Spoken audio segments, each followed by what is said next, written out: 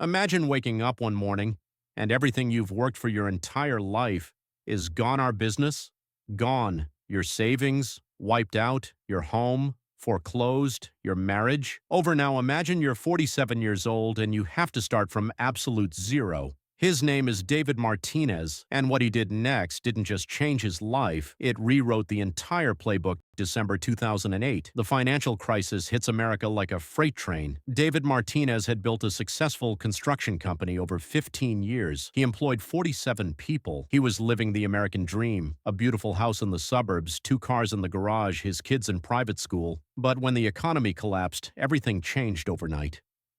Within 6 months, David went from a net worth of $2.3 million to negative $847,000 in debt. His workers? He had to let them all go. He looked these men in the eyes, men who had families, mortgages, dreams, and told them he couldn't pay them anymore. His house? The bank took it. The sheriff showed up with an eviction notice. He had 72 hours to get out. His wife, Sarah, looked at him one evening and said 6 words that shattered his soul. "I can't do this anymore, David." She filed for divorce 3 weeks later. David was sitting in his 2003 Honda Accord, which was now his home, in a Walmart parking lot. It was 11 p.m. The temperature was 19 degrees outside.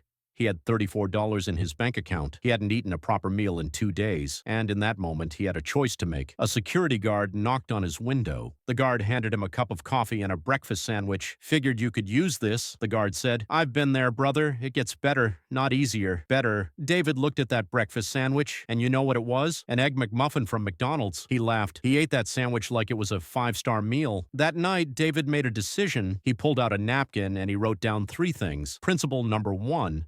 Start where you are. He accepted where he was. He said to himself, "I'm 47 years old. I have 34. I'm living in my car. I have construction skills and 25 years of industry experience. Now, what can I build from here?" The very next morning, he drove to a Home Depot. He spent $28 of his remaining $34 on basic tools. Then he made a sign, a piece of cardboard with marker.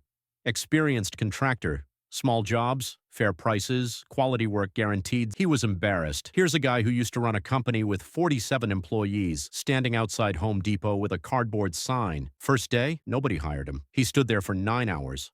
Nothing. Second day, one guy hired him to fix a fence. Paid him $60. David nearly cried from joy. $60. Third day, the guy whose fence he fixed referred him to his neighbor. Another small job.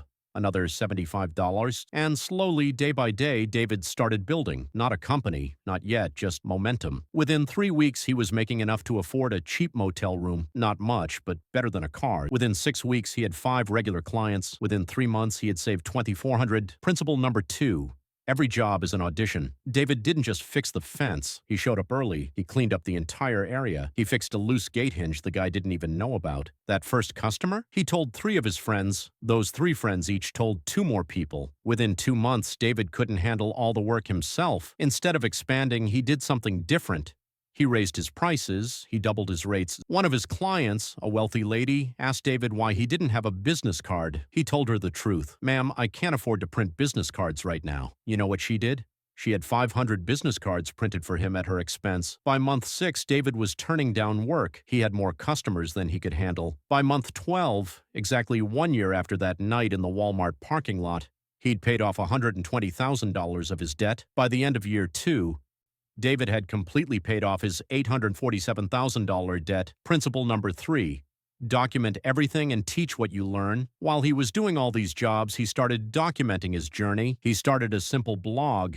He called it From Rock Bottom to Rebuild. Every night, after work, he'd spend 30 minutes writing about his day, what jobs he did, what problems he solved, what he learned. For the first 3 months, his blog had maybe 15 visitors total, but David kept writing. Month 4, a local newspaper reporter stumbled across his blog. She wrote an article about David's. That article got picked up by a regional magazine. That magazine article caught the attention of a local TV station. Suddenly, David's blog went from 15 visitors to 15,000, then 50,000, then 150,000. He wasn't just sharing his struggle. He was teaching practical skills, how to fix a leaky faucet, how to estimate home repair costs. Companies started reaching out. A tool company wanted him to review their products. A home improvement store wanted him to do workshops. He taught DIY classes on weekends. By year 3, David's income had 3 streams: his contracting work, his blog advertising revenue, and his teaching workshops. A publisher approached him about writing a book, From Rock Bottom to Rebuild, a practical guide to starting over. He wrote it in 6 months. It became a bestseller. It sold 200,000 copies. Then speaking engagements started coming in. Business conferences wanted to hear his story. David became more famous for documenting his comeback than for the comeback itself. Fast forward to today, 2024. David Martinez runs a successful contracting business again. He also has a thriving online education platform teaching people construction skills and business recovery strategies. His net worth?